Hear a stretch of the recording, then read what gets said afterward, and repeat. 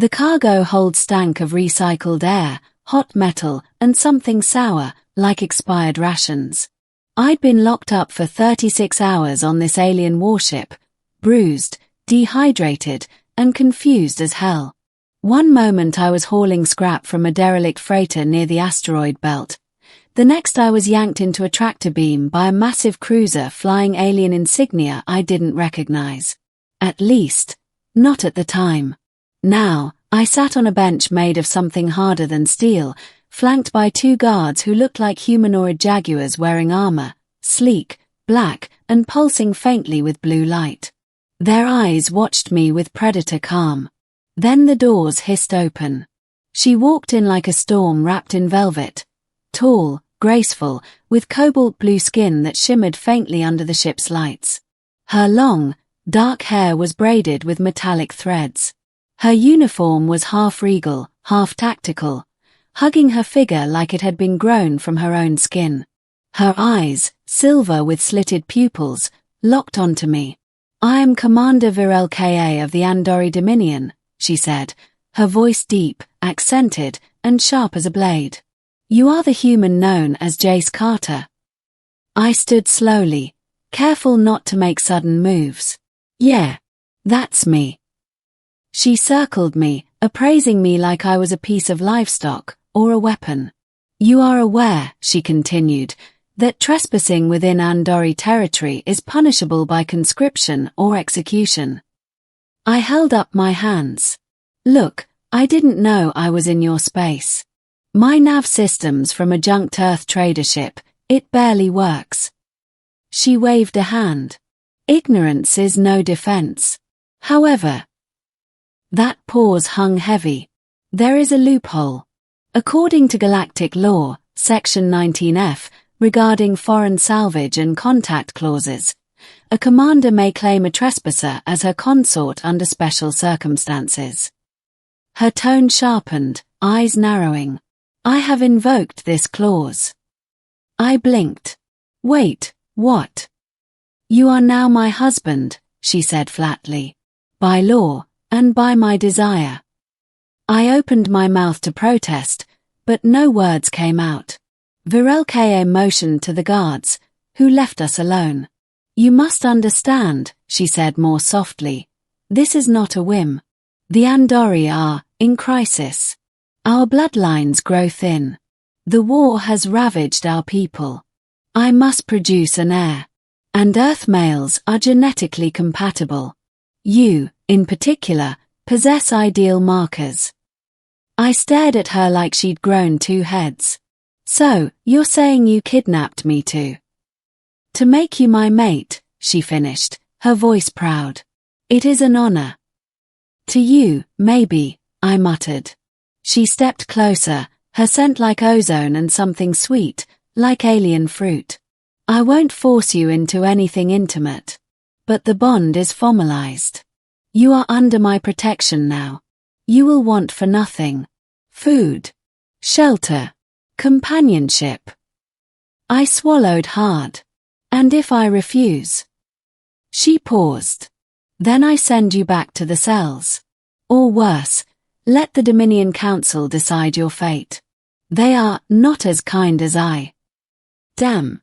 The silence stretched between us. I didn't have much of a choice. "All right," I said. "I guess I'm your husband now." Her expression didn't change, but something flickered behind her eyes. Satisfaction? Relief? "Good," she said. "Come with me." Her quarters were massive, circular, with curved windows showing the stars outside like a living painting. Crystals hovered in the air, glowing softly and reacting to her gestures. A low table held strange fruits and flasks of steaming liquid. She offered me one. I took a sip, spicy, sweet, invigorating. We talked, awkwardly at first. She explained more about the Andari culture. Matriarchal, honor-bound, war-torn. Mating bonds were rare, sacred. I was not just a husband, I was a political symbol. A bridge between species. As the days passed, I adjusted. She wasn't cruel. In fact, Virel Ka could be surprisingly gentle, explaining her language, showing me training rituals, even teaching me how to handle the ship's gravity fluctuations. We trained together, her movements sharp and elegant, mine clumsy but improving. She always corrected me with a light touch or a smirk. But I wasn't blind. There was loneliness behind her strong posture. Loss. She'd lost people, family, comrades. The weight of leadership sat heavy on her shoulders. One night, I asked, "Why me, really?" She looked at me for a long time, then said, "You're not like the others. When I saw you fight to keep your broken ship running, heard your last comms before we took you, there was fire in your words. Defiance. Grit. That matters to us." "And the air thing?" I asked. She looked down. "Yes. But that is not all.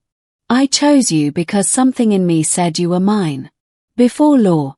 Before duty." I couldn't respond.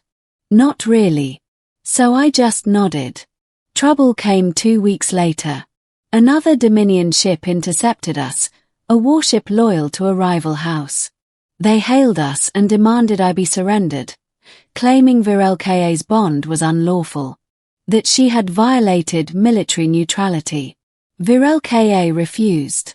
Instantly. But it meant war.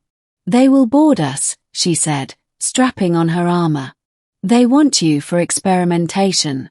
A pure human, untouched by Dominion modification. They see you as a weapon." I stepped toward her. "I'm not letting you fight alone." She glanced at me, then tossed me a pulse rifle. "You're my husband," she said. "Fight at my side, and no Andari will ever question our bond again." The battle was chaos. Bulkheads shook. Sirens blared. I followed Virel Ka through corridors thick with smoke and laser fire. We covered each other, moved like we'd trained for years. She moved like a storm, taking down enemy soldiers with brutal grace. I wasn't too bad myself. We held the command deck. The enemy fell back. The rival commander, Karas, was dragged in chains before us. "You violated code," he spat. "And you violated honor," Virel Ka said coldly. Karas looked at me, sneering. "This human is nothing. You disgrace your bloodline." She turned to me. "Jace, do you see now why I chose you?" I nodded. Without hesitation. "You're damn right I do." She looked at Karas. Then let him witness. And with one slash, she ended the challenge in the old way, by blade. Days later, the Dominion Council recognized the bond as legitimate. Our victory had silenced doubters. Virel Ka stood before them, proud, regal, and beside her, I stood too, no longer just a prisoner or passenger, but a partner. Later, in our quarters, she removed her armor slowly and looked at me, not as a commander, but as a woman. "I meant what I said," she whispered. "About desire. About you." I stepped close, brushing her cheek. "Then show me." And she did. We didn't fall in love instantly. But we built something stronger. Trust. Respect. Passion forged in battle and choice. I was no longer a lost human drifting through space. I had a place now. A purpose.